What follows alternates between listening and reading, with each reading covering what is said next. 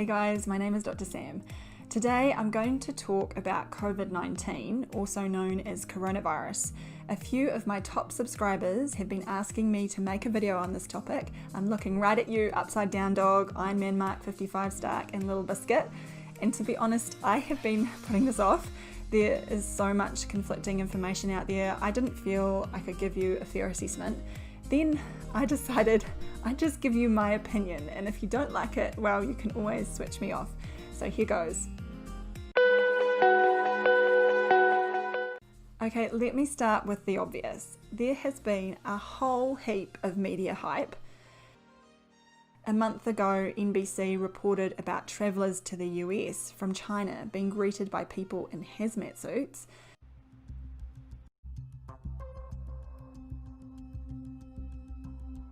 Then you have the Australian Department of Health showing this apocalyptic video about how trains are being sterilised, citizens are being heat censored, and how countries are banning flights worldwide. It kind of reminds me of this 1986 movie Getting Even.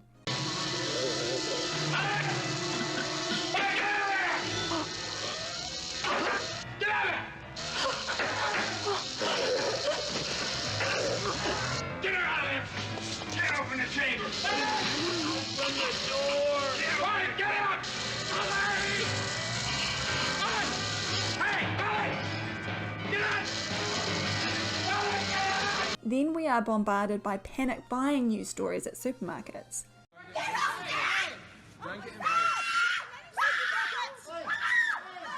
Last week, when the World Health Organization announced that coronavirus, COVID-19, was officially a pandemic, I went to 2 separate meetings at my different workplaces where we planned for how we are going to manage the influx of coronavirus patients. And to be honest, it felt contrary to the facts. You see, I live in a small city called Christchurch, which is in New Zealand, and we have had more than our fair share of disasters in the last decade, including 2 major earthquakes, and last year there was a mosque shooting where 51 people were killed. In all of these crises, I learned that you cannot plan for what is coming. It's utterly crazy, and somehow we humans muddle along with reacting to these events as they happen. And I believe we will look back at coronavirus like this, if it is actually what it is made out to be.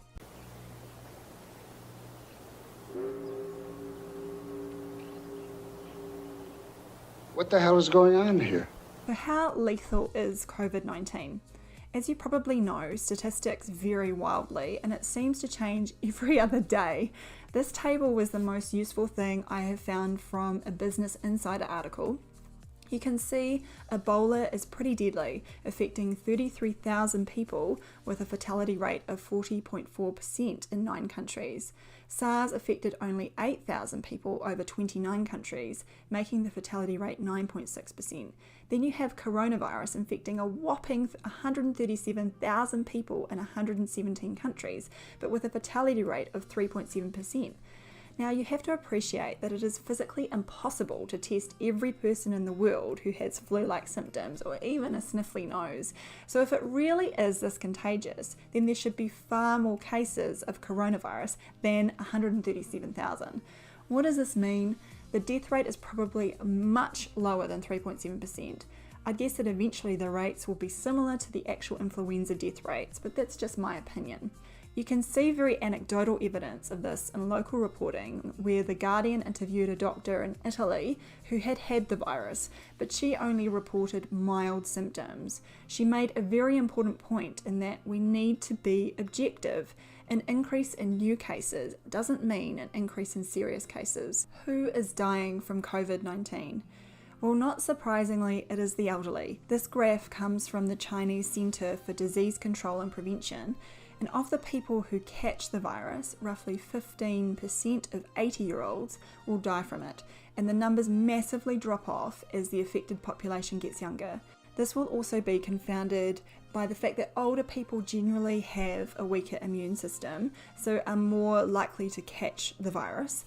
They have more health problems like heart disease and lung disease, and are less likely to recover from coronavirus, which is similar to what you would expect with other infections like influenza. Now, if you really want to freak yourself out, you can go to worldometers.info and look at the current cases of coronavirus by each country, the death rates, the number of new cases, and those who have recovered. What strikes me is how small the actual fatalities are in some ginormous populations, like 57 coronavirus deaths in the whole of the United States. Last year, there were 34,000 deaths from the flu alone in the US, so let's get real about the absolute numbers. In 2019, there were almost 40,000 deaths from car crashes in the US, but no state of emergency was declared. And I know the fatalities for COVID-19 are just early figures in the scheme of a pandemic, but all the computer modelling in the world cannot predict what's going to happen. And I simply don't believe the coronavirus will kill the anticipated doomsday hundreds of millions of people. Can you fly this plane and land it? Surely you can't be serious. I am serious. And don't call me Shirley. Of course, some countries seem to be far more affected by coronavirus than others, like Italy and Iran. I don't know why this is, and we don't have the stats on the particular characteristics of people who get the virus in these countries. So, what am I doing to prepare for coronavirus? I'm not worried about the illness itself. I think I might get a mild cold from it, but the panic buying and share market collapses are very concerning. I've got food supplies for a couple of weeks and am prepared for an emergency if needed. I take zinc capsules once a week, which hasn't changed. I try to keep fit and I still go to work and get on with my life. I'm not a big fan of watching the evening news, as I think there's a whole heap of hysteria on there, but I do like some YouTube channels like Tim Pool. If you ever watch this, Tim, I'm a big fan. What do I think you should be doing to prepare for coronavirus? In my personal opinion, I think it is a good idea to have some food and water supplies on hand in case shortages happen. Wash your hands, but mostly just carry on normally. I think you should behave as you would with the flu. Instead of thinking that every person is going to infect you with coronavirus, think about other people and stay home from work if you have any flu-like symptoms. So I'm talking about runny nose, a cough, sore throat, or fever. If you are well, get out and about and live life.